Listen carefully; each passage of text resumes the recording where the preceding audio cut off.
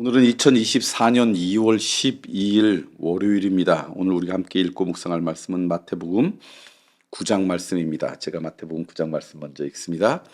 중풍병자를 고치시다. 예수께서 배에 오르사 건너가 본 동네에 이르시니 침상에 누운 중풍병자를 사람들이 데리고 오거늘 예수께서 그들의 믿음을 보시고 중풍병자에게 이르시되 작은 자야 안심하라 내 죄 사함을 받았느니라. 어떤 서기관들이 속으로 이르되 이 사람이 신성을 모독하도다. 예수께서 그 생각을 아시고 이르시되 너희가 어찌하여 마음에 악한 생각을 하느냐. 내 죄 사함을 받았느니라 하는 말과 일어나 걸어가라 하는 말 중에 어느 것이 쉽겠느냐. 그러나 인자가 세상에서 죄를 사하는 권능이 있는 줄을 너희로 알게 하려 하노라 하시고 중풍병자에게 말씀하시되 일어나 내 침상을 가지고 집으로 가라 하시니 그가 일어나 집으로 돌아가거늘 무리가 보고 두려워하며 이런 권능을 사람에게 주신 하나님께 영광을 돌리니라. 마태를 부르시다. 예수께서 그곳을 떠나 지나가시다가 마태라 하는 사람이 세관에 앉아 있는 것을 보고 이르시되 나를 따르라 하시니 일어나 따르니라. 예수께서 마태의 집에서 앉아 음식을 잡수실 때 많은 세리와 죄인들이 와서 예수와 그의 제자들과 함께 앉았더니 바리새인들이 보고 그의 제자들에게 이르되 어찌하여 너희 선생은 세리와 죄인들과 함께 잡수시느냐. 예수께서 들으시고 이르시되 건강한 자에게는 의사가 쓸데없고 병든 자에게라 쓸데가 있느니라. 너희는 가서 내가 긍휼을 원하고 제사를 원하지 아니하노라 하신 뜻이 무엇인지 배우라. 나는 의인을 부르러 온 것이 아니라 죄인을 부르러 왔노라 하시니라. 금식 논쟁. 그때 요한의 제자들이 예수께 나와 이르되 우리와 바리새인들은 금식하는데 어찌하여 당신의 제자들은 금식하지 아니하나이까.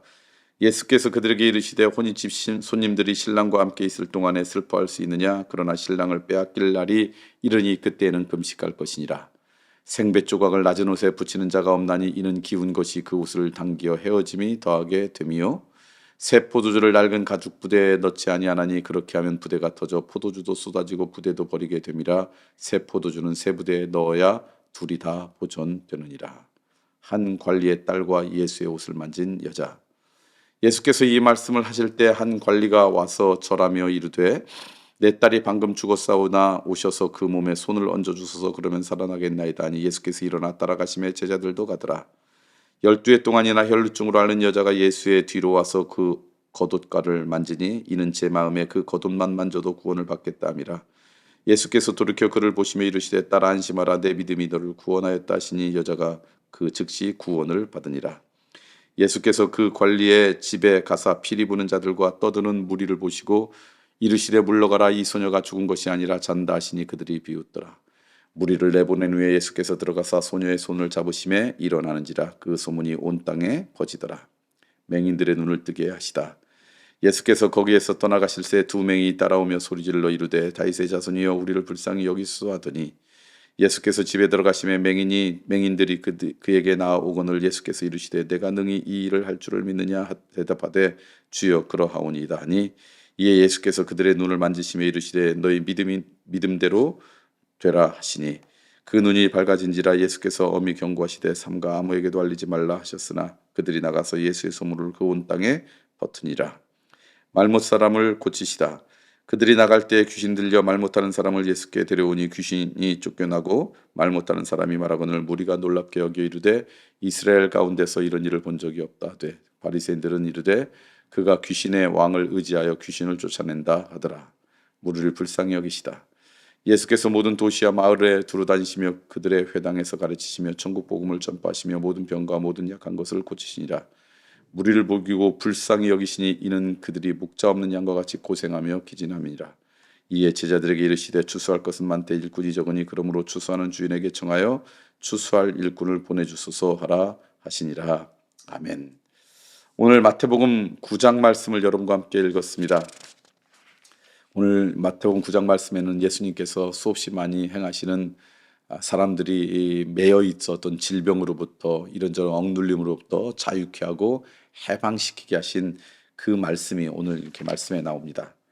오늘 말씀 가운데 제일 먼저 여러분과 나눌 것은 뭐냐면 예수님께서 마태라고 하는 세관이 앉아 있는 것을 보고 그 세관도 나를 따르라 그래서 그 세관에게 또 예수님의 제자로 부르셨어요. 그때 바리새인들이 보고 너희 선생은 왜 세리와 죄인들과 함께 잡수시느냐 그런 이야기를 할 때 예수님께서 건강한 자에게는 의사가 필요 없지만 병든 자에게 의사가 필요한 것처럼 나는 의인을 부르러 온 것이 아니라 죄인을 부르러 왔다라고 하시는 말씀입니다.